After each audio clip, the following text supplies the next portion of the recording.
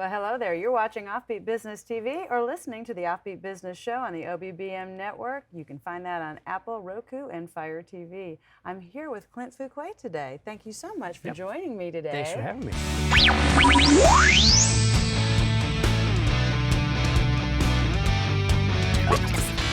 You're listening to the OffBeat Business Show, rebuilding American business influence locally, nationally, and abroad, bringing you experienced insight for a strong, influential brand and successful life in business. Here's your host, Susan Hamilton. It's been a couple years since you've been on my show. Yeah, and last time it was radio. Yes, last time it was radio, once upon a time. But you're doing so many more things today, and we are both networking a lot in the DFW area and getting to see some of the things that people are dealing with on a regular basis, one-on-one. And you have really got a great approach to helping people with their health and fitness, and I so appreciate that. And I don't think you get that overnight. I think that takes you a little bit of time to develop that kind of perspective on people's health. Yeah, it's taken 25 years, which is definitely not overnight. And nothing I do is overnight. In fact, I tell most people it's going to be at least a one-year process. So get ready for some time to spend, because you're going to be doing it for the rest of your life. Yes, I really enjoyed hearing one of your productions earlier, and you mentioned that it's one thing to say I'm going to lose this kind of weight. It's another thing to say I am not going to lose it. I am just not going to be it. Yeah. Right? And just the difference of in the responsibility and the way I love that, because I know you're networking with business people all day long, every day. You are putting yourself in a business environment because you value a referral scenario. You understand the importance of having great relationships in the community. Yeah, referrals and relationships are huge, which, as you know, I refer a lot of people to everybody else. Yeah, so it's important to be able to do that. It'll keep us upflow. So you do a great job, but in other words, you're not coming into this wondering how to help people. You're coming into this developing relationships where they talk to you, and you go, you know what? I bet I can help you understand that a little bit better so you can have better success. Automatically, somebody sits down with me and we talk about what's going on with their life, their business, and everything else, along with their health, because it's a huge picture. It encompasses all of it. It's not about the 10 pounds or the 20 pounds. It's about everything else in your life that has caused this 10 or 20 pounds to be there residually. And it keeps on coming back residually. So it's figuring out all these different things, all the stress points that are going on. If there's business stress, well, guess what? Losing that 20 pounds is probably not your biggest issue right now. And if you take care of these other issues, that 20 pounds just won't be there because it's all bound up stress from this thing over here. Well, I love your approach to weight, of course. But I really love it when you talk about clarity and focus, because I think that with as much as we have to do today, those are really the biggest struggles that I see in the conversations that I'm having. I don't know, are you having the same types of conversations? Yes, and so from a focus standpoint, everybody tries to multitask and do everything at once, which it's an impossibility to multitask. You can't do it. Oh, I really love that you said that out loud, and you said that on the show. So, fabulous. So, we've got like the walking desks and stuff like that. I personally do not like them. I'm a health and wellness person saying I personally do not like them. Here's why. You're trying to walk and you're trying to do work at the same time, which is fine, except for you've got this treadmill that just moves constantly at a certain speed and pace. And if you don't keep up with it, you're going to trip and fall. Which is kind of way too, that's an analogy that hits way too close to home, doesn't it? Yeah, so I like the outside concept of it. The reality of it is, for people that live on the phone, get up and walk around while you're on the phone. That's great. If you live on the computer, spend your time on the computer, have a little timer there for a time for you to get up and walk around and move, because you're going to get stuck on a problem. And you're going to keep on beating your head against this problem until you get it fixed. When if you would stop and breathe for a second and move around, you'll find a way to move around that problem and solve it a lot quicker and a lot more efficiently, because now you're up and you're moving. Your thought process is going to change. You're going to have more oxygen flow. Stress is going to be released, is going to be reduced, and that answer is going to pop in your head a lot quicker than if you're just sitting there just looking at it thinking, how do I solve this thing? I think that's true, and I think John Maxwell talks about it too. He says, practice the pause. People that experience the large successes in their life have learned to just stop, for a moment and look at what's gone on, what's just happened, and really process that and go forward. I notice the same thing when I'm looking for my keys. If I quit looking for them, I will run across them, you'll find right? So I think that's true. But maintaining that focus in this environment where we're so busy with so many things, and we're told we're not multitasking enough, right? You're going to hear it somewhere. Well, we should be doing more, and maybe it's just what we tell ourselves as business owners. We tell ourselves that we should be doing. But what if you master that and you're still having problems? Actually, so something I've been seeing a lot more of lately, which is interesting. We bring this up, is there's been a lot of people speaking specifically about backing away from that a lot and really focusing your time on certain blocks of the day and having extreme focus on, for this time to this time, I'm focused on this one thing and that is it. And then from this time to this time, I'm going to focus on this one thing. And this time I'm going to focus on this one thing. So partly it's taking your calendars, taking your schedule, your daily, monthly, yearly schedule, and owning it. This way it doesn't run your life. You run your life. And from a stress standpoint, it helps alleviating stress because you know what you're working on for right now. And for in this moment, nothing else matters but this one thing. And that's even if you're sitting at home having a meal with your family. Nothing else matters except for being at home, having family time, which I know you've been doing a lot more of. That's why I bring it up. Same thing for exercise. From this time to this time, this is when I'm taking care of my health for me, for my future, and for my family, and for everything else. From this time to time, that's the only thing that happens, which means I'm not taking text, I'm not looking at emails, I'm not doing that. I've got headphones in, I've got my music going, and for this 30 minutes or 45 minutes or 1 hour, this is me investing in me to improve my health and my life. And then you go back to doing something else afterwards. Just block it out in the time frames. There's several people that advocate that and are putting it out there, and I've been seeing more of that over the past 2 to 3 years, as opposed to multitasking, having too many things going, stuff like that. Which there's a small segment of people that can do that. I don't know that anybody does it well. I don't know. Maybe there are, but I don't. I've known 3 or 4 people. It's a very certain specific characteristic for them. They're born to do it, and that's why they're good at it. They can do multiple things at once, and you're like, how do you do it? It's because it's a gift. Some people can hyper-focus. I would be one of those hyper-focused people that I can hyper-focus on one thing specifically for a long period of time. And nothing's going to happen until I get that thing done. Nothing else is happening. And then if something else does try to enter my universe in that time point, it's like the end of my world because this other thing is trying to pull me away from what I'm doing. But yeah, you've got both sides of that. But it's interesting that that's a health discussion, right? That we'd be able to do that. And so the one aspect is mastering time instead of letting it master you, is what I hear you say. Yeah. Let's start taking some control over that. Yeah, and knowing your limits for how long can you focus on a certain thing, because some people can focus on one thing for a long time period. Some people can focus on something for just a short time period, and then they have to back away from it so they can focus on something else. I think this conversation might go somewhere I didn't expect since you've said that.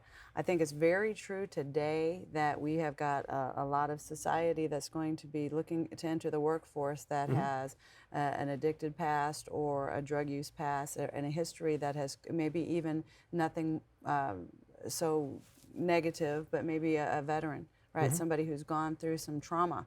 And they are having trouble thinking, and I don't know that we spend enough time in employment thinking about that.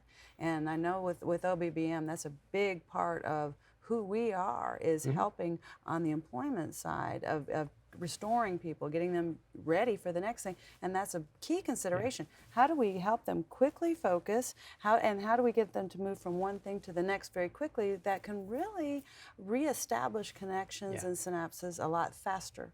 Yeah, there's that. There's also, role specific, being specific with somebody's role within an organization, which is you're hiring this person for this job. Are they actually right for that job from a mentality standpoint, from a focus standpoint, stuff like that? Do you even know what's right for that job position that you're hiring for? For anybody out there that runs a business, when you're hiring someone, do you really know what attributes that person should have to be good in that role for your company? Or are you just trying to fill a spot? And I think largely we fall into that category far too often. So that's good. Yeah. Which here's the biggie with this for all the business owners out there. If you're doing that, you're doing both your company a disservice and you're doing those people a disservice, and you're actually causing health degeneration. Interesting. Because now you're putting undue stress on somebody, putting them in a role that they are not suited for. And then you get mad at them for not being able to do that thing that they are not suited to do. So from a health standpoint, a stress standpoint, a mental health standpoint, everything else, find the right people for the right roles and making sure you know exactly what is needed for those.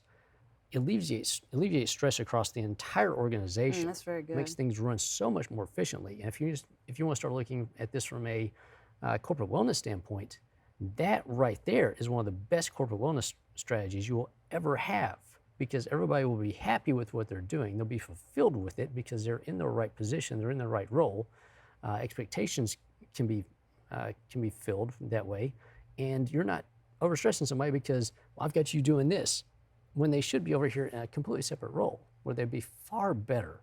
Well, that's interesting. Far more capable. Tell me, is this part of what you bring to the table with corporate wellness? Yes, it is. Yes, it is. Because you're talking to it from that standpoint. Yeah. Like you can help people really. It sounds like you can get a more productive team when you start employing ideas like this. Yeah, and it's not me that would be doing this. I mean, I've got other partners that focus. That is their focus. That's what they do. That's where they fit into the system, which is they can show you exactly what will work best in these different roles for your organization and who to look for and what attributes those people will have.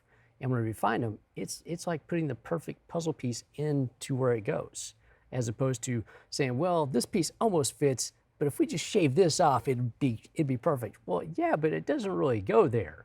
Now, we've talked a little bit about the practical side of focus and clarity, but there can be some health, even on another level, coming from, we talked earlier, hydration can have a lot to do with health. Oh, yeah. But I think when we're so busy and we don't know what we're being exposed to, for instance, sometimes the lights you're exposed to are depleting you, right? While you're underneath them, you don't realize what stress is doing to your body. So when you are in those hyper-focused stages of business and you're really working on something, man, you got to have that longevity. You've got to be able to get up the next day without being beaten in the head because you just focus like that for a long time.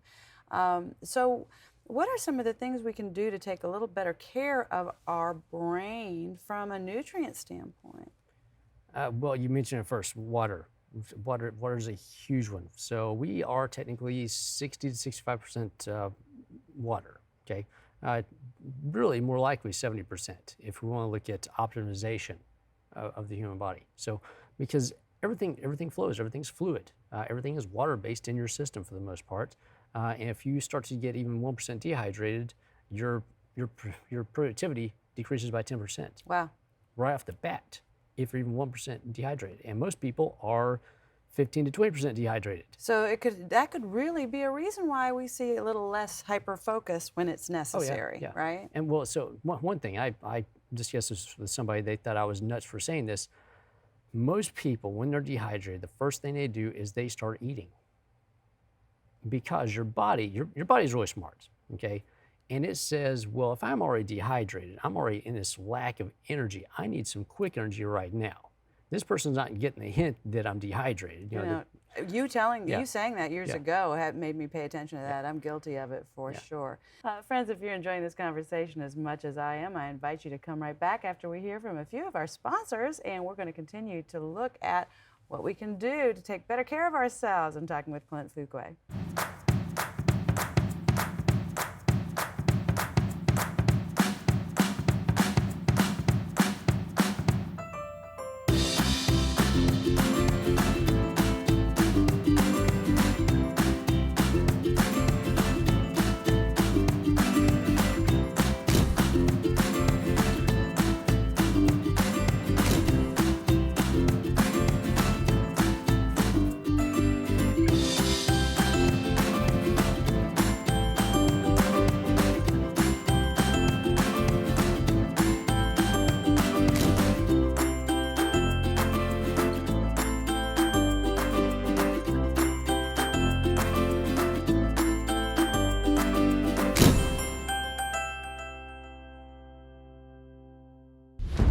The American business economy is positioned as it has never been before. Professional videography is a core element for attracting a higher level of engagement with the people group you need for significant impact. Now is your time to shine. My name is Bill Brock, owner of White Rock Films, and I invite you to a powerful opportunity in the marketplace, an opportunity to draw excited people to your events, an opportunity to showcase your ideas on infrastructure, an opportunity to become known as the industry authority and enjoy the associated benefits of a strong, influential brand. Video highlights, video teaches. Video puts a resistant market at ease, and video stirs the hearts and imaginations of your allies and strategic client base. White Rock Films offers full audio, video production for businesses ready to embrace the future, handling your project with professionalism, experience, and polish unheard of in the industry. My name is Bill Brock, and White Rock Films wants your business. See us online at whiterockfilms.com.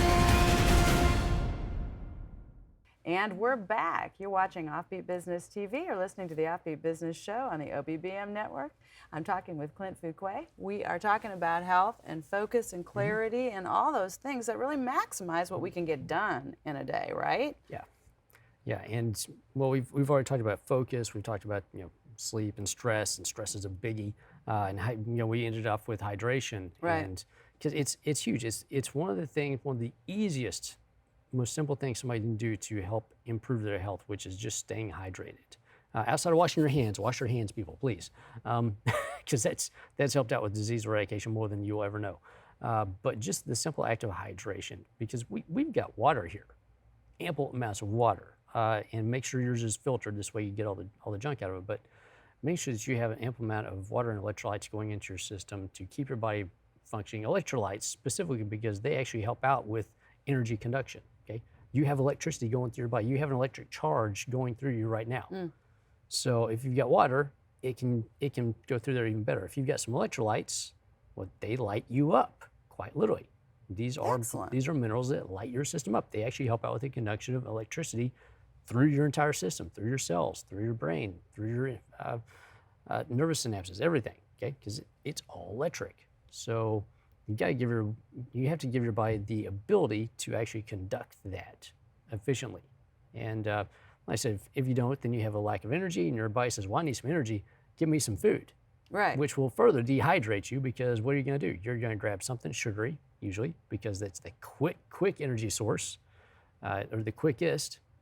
So you do that, you further dehydrate, and next thing you know, you're pounding down food, and all you had to do was get you a drink that's filled with electrolytes and some other good stuff. I've got my own blend. See me for that one. You drink that, and one, it's going to reduce your hunger cravings, and it's going to make you so much more efficient throughout the day. Well, that's fabulous. I think that you're probably going through a lot more water than you think you are. I know you pointed that out when I got sick after swimming, and you said, "Susan, you're sweating so much in the pool, you don't even realize how much you are." Which brings me to talk a little bit about some of the clothing lines that you represent. That's interesting because you really take that into consideration with some of these clothing lines. Tell us a little bit about that. So I've been involved with a company called, it's now Lock Apparel. It was Kinesi. In fact, you're looking at one of the tops right now. Can you say that again slower? Yeah, Lock Apparel. Lock Apparel. Yeah, L-O-C-K, because we've got 2 patents on the clothing. One is on the actual cotton material that we use. The other is on the undershorts and the bras, specifically for locking in core musculature for pelvic floor and to help out with breast health, stuff like that. But so most clothing out there is synthetic. It's all synthetic fibers. It actually traps toxins against the body. It doesn't allow you to breathe. Okay, which is going to, one, it's going to increase stress load on your system. It doesn't allow your body to breathe, and it keeps toxins pushed against you. So you can't eliminate toxins as you're supposed to whenever you sweat. You're talking about the types of things we tend to see when we're looking at workout clothing. Yeah, when you look at all the workout clothing, it's all exactly the same stuff. It's got a different label on it, but essentially it's all the same stuff. It's all it's rubber. Yeah, it's plastic. You're wearing plastic bags with a stamp on it. From different companies. It's all essentially plastic. Some of them are starting to venture into some cotton stuff, but the way they're doing it is, it's as cheaply as possible. So this company I've been with for 6 years now. We're about to do a relaunch on it. Oh, wow. With another company that we're partnering with, and but it's It's partly for performance enhancement, but the rest of it is all health-based.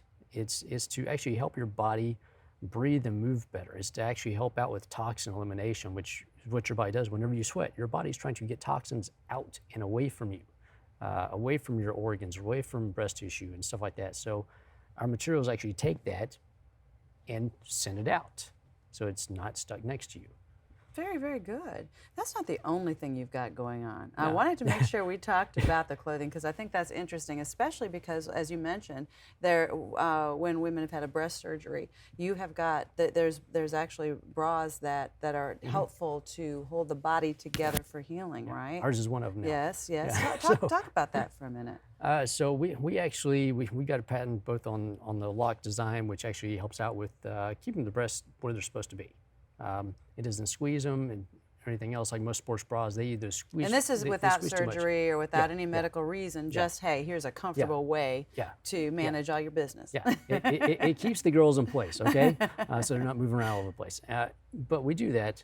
We use the active cotton against the skin, so it actually pulls toxins and pulls sweat off the breast tissue. So if you've ever worked out and you've dealt with boob sweat, there is none of that anymore. It's gone, okay?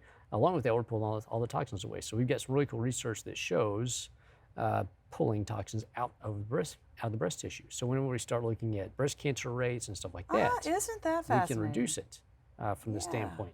I'm not saying it does, but it can help. Same thing with breast surgeries. After you have breast surgeries, for helping out with wound healing and pulling everything out of the system and keeping infections down, stuff like that. All that is there too, because everything stays in place and we're pulling all the toxic stuff from one side of the fabric to the other side of the fabric, and it does not go back across. Man, that is fascinating what we can do now. Yeah, it's really cool stuff. Right? I didn't develop it. I've just been with them. So So you've got the clothing line, and don't you? Were you telling me footwear is something else that you've got footwear, going on? yeah, I'm working on finding the right footwear company. We're still in talks. Still not nailed down on not that? nailed down yet. Yeah. So whenever they decide to work with me, we'll start walking forward, right? So because foot health is a huge thing. We're on our feet all the time, so it's finding the right shoes, stuff like that. You want to get a picture of what I'm wearing right now, because I'm not working with them, but I got to wear shoes, right? So yeah, it's finding the right brand that actually does some really cool functional stuff for the foot to keep it healthy, to keep your heels healthy, to keep your arches healthy, stuff like that. Especially if you're up on your feet all the time. Well, I had a problem once that I went to see a chiropractor for, and come to find out I had been running, and what I thought was, I don't know if I say it right, plantar fasciitis, right? I didn't know it, and they say that there were so many things that were saying you could never solve that problem, you could never solve that problem. Well, I went to my chiropractor and massage therapist, and that's how important the feet are, because I didn't realize that everything, as they were working on me, it was my ankle, it was my knee, it was my hip, but come to find out it all started from my toe, and I was out, and by making those adjustments, this problem was resolved in a month, and I thought that was pretty interesting, and how important it is. And I'm like you, the shoes, what I'm wearing today, you'd never know, right? I'm definitely wearing the wrong shoes, but it's important for your And exercise. It also comes down to, so for everybody out there, every shoe company has a foot model that they work from, okay? They're all different, which means your foot is going to fit into a certain style of shoe from a certain company. And whenever you find that, it's like getting your glass slipper, okay? It just fits. It supports you, it does what it's supposed to do. And this is different from brand to brand, company to company. I've actually had to switch brands and companies a couple of times because they keep on switching their foot model. Stop it. Okay, right. So there's that. There's how you tie your shoes and everything else, but you got to make sure that your foot is actually comfortable and can move around in your shoes. You don't want them just stowed Well, up talk like about that. stress, right? Because when it yeah. does, I can definitely tell I've gotten better about carrying flats around with me. And- Luckily, a problem you're never going to have. Yeah, I'm short, so I got to get all the height I can, right? So especially whenever you're working out, you're running, you're walking, and stuff like that, making sure you got the right shoes is going to be a huge benefit, or it's going to be a huge detriment, one or the other, because you're logging miles either with your feet functioning properly, or you're logging miles with your feet being bound up and not functioning properly, and that goes all the way up the chain up to brain health, in fact. So the wrong shoes will actually cause potential for dementia as you get older. I've never heard that before, but it makes perfect sense, doesn't it? Yeah, well, it's whenever you watch somebody run, if they've got really good form, the shoes are right, everything else is right, it's nice and smooth, it flows, okay? Nothing really moves, they're going forward. If you see somebody that has bad form whenever they're running, they've got the wrong shoes and everything else, what do you see?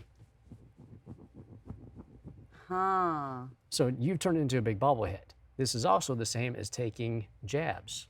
So it's like taking a jab every step you man. take. So if you start looking at boxing, any kind of head injury, head traumas, from a brain health standpoint, running is just as bad as boxing if you have a bad gait, if your gait pattern is wrong, if you have the wrong shoes, stuff like that, because everything terminates up here. Doggone. All right, Yeah. all kinds of light bulbs went on about Yeah, so that. sorry, runners. Yeah. make sure your gait pattern is good and smooth, and you hold your form, because if not, you're actually going to be causing damage that you won't notice for 10, 15, 20 years. But whenever it hits home, quite literally, the brain damage there is huge.